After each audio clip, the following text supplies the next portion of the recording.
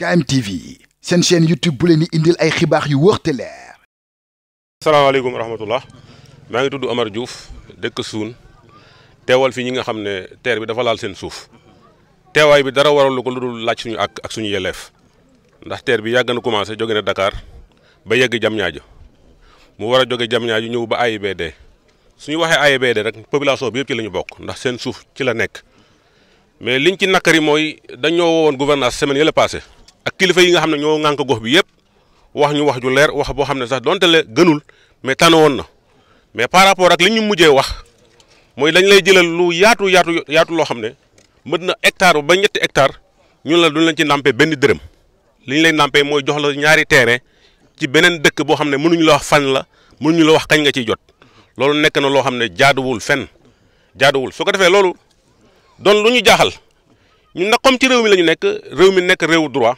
yaakaar naa ku ñu teg lu teguwul am nga droit pour jëm koo dindi ci loolu rek la ñu nekkee wootuwuñu xare wootuñu lenn mais président bi nga xam ne moom la ñu dénk réew mi bu muy lancé deuxième phase bi dafa taxaw fii ci aéroport AIBD nee na bëgg na fépp fu teer bi jaar kenn bañ ciy loru mais commune Kër Moussa daf ci naro loolu parce que jël toolu ñëpp nga ne loo leen fen benn dërëm garab yi ngay fay mooy garab yu mel ne mango te nekkul ne tool yëpp moo am mango te suuf si dafa nekk suuf soo xam ne nekkatu suuf ni ñu koy tuddee suuf si yëpp dafa am kayit tali jas ba tali AIBD amul suuf bu amul kayit bu jógee ci kilifa mu jox la ko rek am na lu muy firnde mënatoo ko tuddee domaine national jamais su ko defee li ñuy laaj mooy ñu respecté nit ñi fay leen xaalis fay leen mètre carré prix bu yenu maanaa fay leen garab yi prix bu yenu maanaa ba pare ñu jël soxla yi nit ñi am ndax terre bi bu fekkee daf fi nekk rek te nit mënu jógee ci commune Kër Moussa bi dugg ci dem Dakar wala dugg ci dem feneen mais terre bi dootuñu amal njariñ dañu bëgg bu boobaa ñooñu fexe fii mu am gaar boo xam ne képp ku dëgg ci commune Kër Moussa nga dugg di génn di wàcc xale yi ñu dugal leen ci biir liggéey bi terre bi projet bu mag la normalement bu fi jaaree war na mën na indil gox bi dara ci wàllu faju ci terre yi école yi nga xam ne amul collecteur mboolem loo xam ne gox bi aajoon na ko terre bi bu ñëwee war na mën a dugg ci loolu mais warul mën a nekk rek jaar romb ne yéen du ngeen ci am dara parce que suuf si ngeen nekk suuf si nangam li ci topp mooy terre lañ ci xamee mooy terre projet la boo xam ne jóg na ñu xamee ko depuis Dakar ba fii muy fay ñëpp di fay locataire di fay marchand ambulant yi lal di fay képp ko xam ne ba ci locataire boo xam ne moomoo kër gi da nga doon luyee sax fay nañu borom kër gi fay locataire bi lu ñu mënul comprendre mooy ñu ñëw ba ci zone sud bi nga xam ne ci Kër Moussa la bokk ñu ñuy imposé ay wax yoo xam ne gisuñu ko fenn ci loi te bi ñu demee gouvernance agent APIX moo ñu wan ay film dañu wan baram état nii lay fayee suuf ba yegg fii seen suuf niveau bu mu toll mu ngi egg ci mètre carré 4200 jëm 5500 ñun ñëpp ñu noté ko chef de village yi noté ko président CVD yi noté ko yóbbu ko seen village bu ñu ñëwee rek pour enquête nit ñi dañu lay enquête am na ci borom 3 hectares yoo xam ne dañu lay wax ne yow duñu la fay benn dërëm dañu lay nappee ñaari parcelle ci beneen projet boo xam ne xam nga jaxase projet terre ak projet beneen lotissement dafa bokk ne yàlla ak yàlli la pourquoi ñu koy boole te bokkul lotissement bi monsieur le maire wax yàgg nañu ko wax ëpp na juróomi at ak boobu ba léegi mu ngi koy wàcc mënu ko def lan moo tax occasion terre ñëw rek mu bëgg a poroxndaloo ci loolu ne ñi ñàkk suuf au lieu terre di leen fay moom moo leen di fay te lu mu leen di fayee fan la nekk mënu ko wax nit ñi war na am audace ñëw ci population bi nga xam ne moo leen yilif wax ak ñoom waxu nit ñu mën koo tontu nit mais bu mu ñu jaxasee terre bi terre day fay mètre carré fay garab loolu la ñu xamee terre jaxasee yàlla ak yàlla lañ dul nangu ci yar ak teggin la ñuy woo président de la République mi nga xam ne moom la ñu dénk réew mi moom mi taxawoon fii ne population bu terre bi jaar sa suuf bu mu loru ñu ngi koy ñaan ne ko xamal ko ne vraiment bu dee nii lay demee population zone sud bu Kër Moussa danañu loru waxuma loru mais dañuy dee te loolu nekkul lu jaadu vraiment loolu rek la ñuy ñaan laal na tuul yi laal na landu laal na suun laal na kesuxat dëkk yooyu yëpp laal na seen suuf bon bu ñu demee réunion gouvernance eggul woon ci phase nangu ak bañ a nangu dañoo bind chef de village yi en tant que gouverneur nga xam ne moom la ñu dénk réseau bu Thiès bi moom la ñu woo comme kilifa bi président moom la woo mu woo ñi mu njaboote woo chef de village yi woo CVD boo ko déggee mooy benn comité la boo xam ne day ëmb développement wu village waa yi tuuli am na ko landu am na ko kesoxat am na ko suun am na ko ñooñu demoon nañu chef de village demoon nañu chef de village yi demoon nañu président CVD demoon nañu bi ñu demee dañ ñoo woon benn affaire maanaam plan bi maquette bi lañ ñu présenté wax ñu ne nii ak nii ak nii ak lii lay demee pour ñun bu ñu demee ñu informer ko suñu population li ñu présenté woon comme maquette bi nag mooy que ne mètre carré bi gën a yées bu xaw a tolloog seen dëkk boobu fa ngeen dëkk mu ngi entre 5500 ba 4200 loolu la ñu waxoon ñun ñu noté loolu ñibbi ak moom mais grande surprise mooy bu ñu demee ci commission sous préfecture ñooñu ñu waxoon loolu léegi dañ leen wax ne yéen duñu leen fay benn dërëm ko am 3 hectares doo am benn dërëm lu dul ñaari terrain nga ci am ñaari terrain yoo xam ne tamit kenn mënul wax fu mu nekk ñu ngi joxañ laandu ñu ngi joxañ feneen loolu yëpp sax même bu ñu joxoñoon loolu ba loolu nekk na loolu dafa yenuwul maanaam dañu xam ne yéen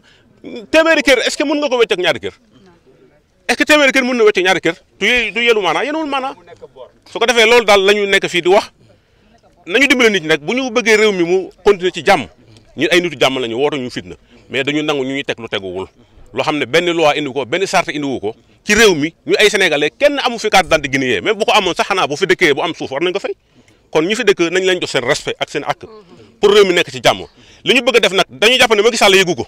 kon nag gëstu ay kilifam fii parce que gisuñu fenn fu teer fayulee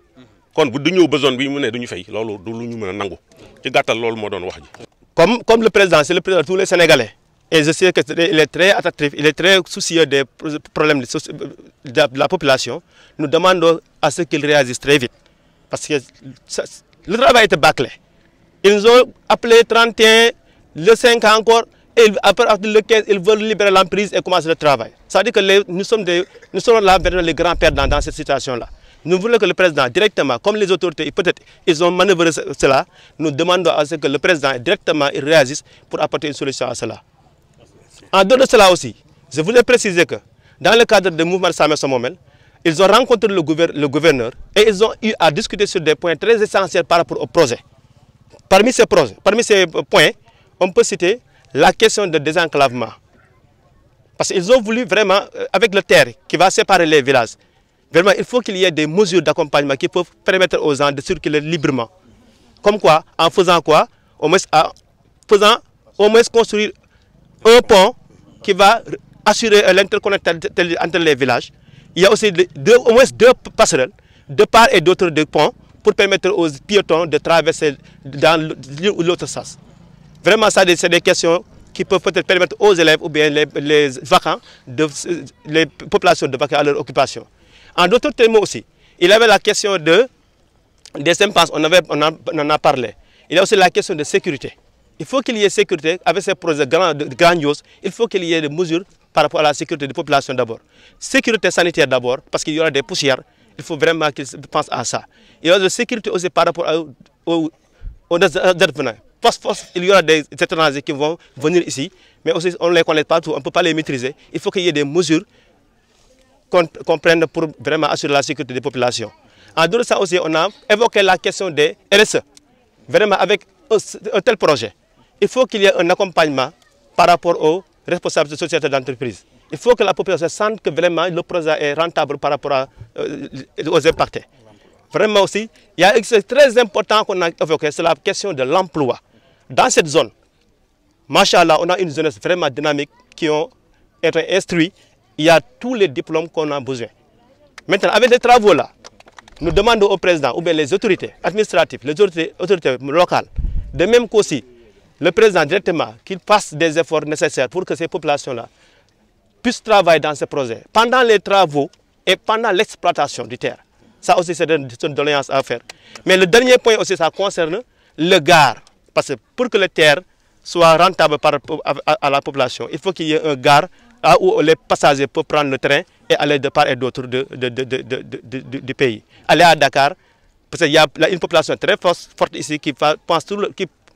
sort chaque jour pour aller à Dakar, travailler et revenir le soir. Maintenant, avec le terre, ce sera un peu vraiment un source de soulagement par rapport au déplacement. Là aussi, c'est très important. Il faut qu'il y ait un gare ici pour aider les populations